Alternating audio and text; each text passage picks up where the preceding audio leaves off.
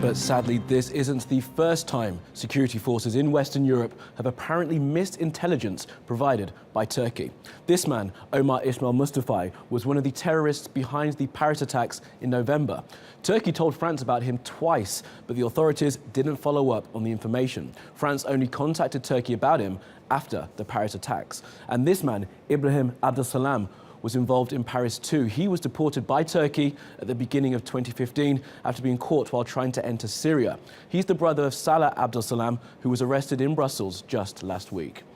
Well, Karl Bostic joins us now from Schaerbeek, a neighbourhood in Brussels where police raided a property suspected of having been used by the attackers. Karl, tell us exactly where you are.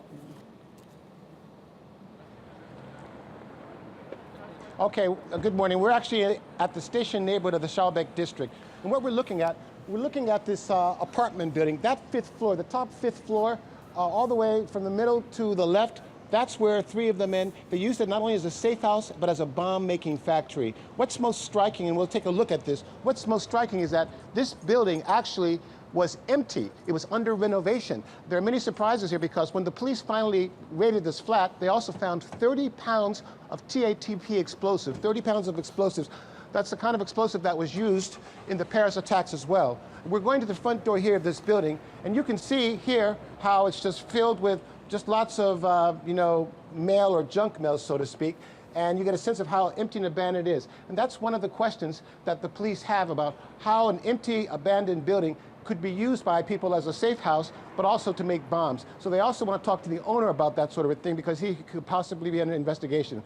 Another development is that when they were leaving for the airport, they called a taxi, and this could have led to a vital breakthrough because what happened was they had called for 4 people to take heavy pieces of luggage. The car was too small. Not all of the men could fit inside the car. So as a result, they left behind one of the suitcases. One of the men could not come. So it's an attack that could have been much deadlier, in fact.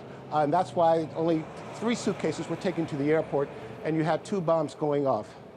And Karl, you've been in and around the area, the neighbourhood, for the past 24 hours or so. What's it like there, and what are the people you've spoken to saying?